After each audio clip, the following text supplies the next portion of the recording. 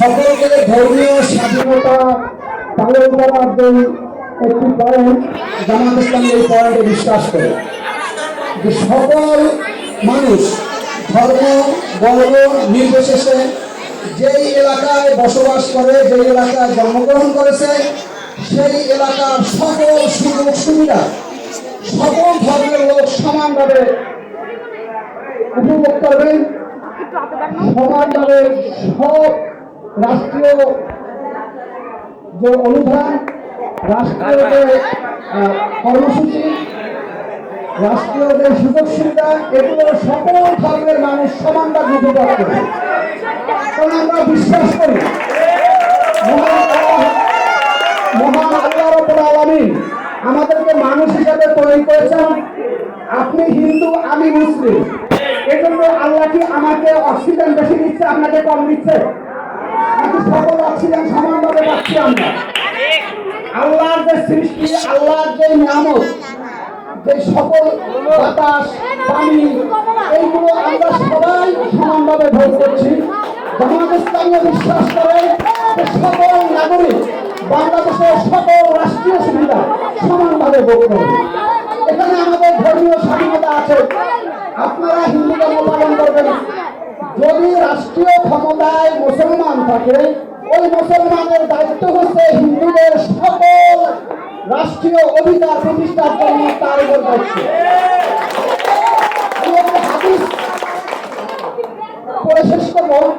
মহানবী সাল্লাল্লাহু আলাইহি ওয়াসাল্লাম ইরশাদ করেন, যদি কোনো এলাকার রাষ্ট্রপ্রধান, যদি এলাকার কোনো দায়িত্বশীল তার অন্য কোনো ধর্মের ভাইদের উপরে অত্যাচার করে, জুলুম করে, সুষমভাবে বন্টন না করে, তবে রাসূলুল্লাহ সাল্লাল্লাহু আলাইহি ওয়াসাল্লাম বলেন যে আমি ওই জনপ্রতিনিধিদের উপরে আল্লাহর কাছে নালিশ করব। এটা হলো আমাদের মুহাম্মদ সাল্লাল্লাহু আলাইহি ওয়াসাল্লামের কথা। আল্লাহ যদি আমাদেরকে রাষ্ট্র পরিচালনার সুযোগ দেয়, আজকে আপনাদের এই ভরা মজলিস আমরা ঘোষণা করছি, আল্লাহ যদি আমাদের রাষ্ট্র পরিচালনার সুযোগ দেয়, আল্লাহ যদি আমাকে এই এলাকার কাউন্সিলর হিসেবে কবুল করেন, আমি অন্তত পক্ষে আপনাদের সাথে ওয়াদাবদ্ধ যে এইখানে কোনো ধর্মীয় কোন্দল এটা তৈরি হবে না ইনশাআল্লাহ। আমরা ধর্মে বিশ্বাস করি, ইসলাম ধর্মে আমরা বিশ্বাস করি। যেহেতু আমাদের বাংলাদেশে ম্যাক্সিমাম জায়গায় মুসলমান জনপ্রতিনিধি হয়, জামাত ইসলামী এবার সিদ্ধান্ত নিয়েছে যদি কোনো ভাই অন্য ধর্মের জামাত ইসলামীর প্রতীক নিয়ে নির্বাচন করতে চাই, সেটাও আমাদের ইসলাম চিন্তা ভাবনা করতেছে। তো এই জন্য আমরা ঘোষণা করছি যে আমরা যদি এলাকার জনপ্রতিনিধি হতে পারি, তাহলে আমাদের মহানবী সাল্লাল্লাহু আলাইহি ওয়াসাল্লাম আমাদেরকে যে শিক্ষা দিয়েছেন যে অন্য ধর্মের উপর যদি আমরা জুলুম করি, তাহলে আমাদের বিরুদ্ধে আল্লাহ রাসূল আল্লাহর কাছে নালিশ করবেন। আমরা মুহাম্মদ সাল্লাল্লাহু আলাইহি ওয়াসাল্লামকে অনুসরণ করি, সুতরাং আমরা মুহাম্মদ সাল্লাল্লাহু আলাইহি ওয়াসাল্লামকে হাদিস অনুসরণ করব যে আমরা কোনো ধর্মীয় সংবাদ তৈরি করতে দেব না ইনশাআল্লাহ।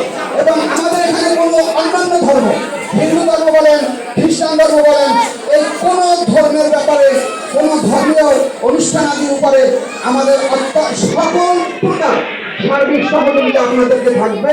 কারণ আমরা মুহাম্মদ সাল্লাল্লাহু আলাইহি ওয়াসাল্লামের হাদিসকে ভয় করব যে মুহাম্মদ সাল্লাল্লাহু আলাইহি ওয়াসাল্লাম আমাদেরকে আল্লাহর কাছে নালিশ না করেন যে এই লোক জনপ্রতিনিধি ছিল, ওনার আন্ডারে অন্যান্য ধর্মের লোক বসবাস করতে, উনি তাদের উপরে জুলুম করেছে। এটা আমরা করব না, কারণ আমরা মুহাম্মদ সাল্লাল্লাহু আলাইহি ওয়াসাল্লামের উম্মত। আমরা বাংলাদেশ জামাত ইসলামীকে এটা বিশ্বাস করি যে কোরআন এবং সুন্নাহর নীতিতে অন্যান্য ধর্মের যেই সুযোগ সুবিধা দেওয়ার জন্য বলা হয়েছে, সেটা আমরা 100% দেওয়ার চেষ্টা করবো ইনশাআল্লাহ। তাই আমরা আপনাদেরকে একটা আহ্বান জানাচ্ছি, আজকে 54 বছর আপনারা বিভিন্ন দল দেখেছেন। আমাদের দেশে একটা চাউর আছে যে হিন্দু ভাইরা মনে হয় একটা বিশেষ দলকে ভোট দেয়, কিন্তু আমরা এটা বিশ্বাস করি। আমরা বিশ্বাস করি আমাদের হিন্দু ভাইরা এই বছর বিভিন্ন প্রোগ্রামে আমাদের সাথে যেভাবে যুক্ত হয়েছে জামাত ইসলামীর প্রোগ্রামে, আমরা বিশ্বাস করি যে হিন্দু, মুসলিম, খ্রিস্টান সকলে আমরা বাংলাদেশের নাগরিক, এটা আমরা বিশ্বাস করি। ধর্মীয় স্বাধীনতা তার ধর্ম সে পালন করবে, রাষ্ট্র সভা ধর্ম কিন্তু রাষ্ট্র সভা তাই আপনাদেরকে আহ্বান জানাচ্ছি, আসুন আপনারা একবারের জন্য বাংলাদেশ জামাত ইসলামীকে রাষ্ট্রীয় ক্ষমতা এবং সমাজ পরিচালনার দায়িত্ব দিয়ে রাখেন। আপনাদের উপর আমরা আশা করি ইতিমধ্যে আপনাদের উপরে যে সুযোগ সুবিধা আছে তার চেয়ে অনেক অনেক বেশি হবে ইনশাআল্লাহ। এই আশাবাদ ব্যক্ত করে আমি আমার সংক্ষিপ্ত আলোচনা এখানে শেষ করছি। আসসালামু আলাইকুম ওয়া রাহমাতুল্লাহি ওয়া বারাকাতুহু। অনেক অনেক ধন্যবাদ আমাদের 3 নং ওয়ার্ডের কাউন্সিলর পদপ্রার্থী জনাব মাওলানা শহীদুল ইসলাম ভাইকে এ পর্যায়ে কথা বলার জন্য অনুরোধ করছি। অত্র অঞ্চলের কৃষি সন্তান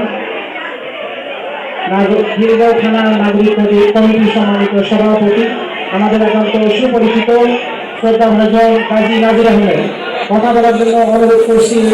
গাজী নাজির আহমেদ।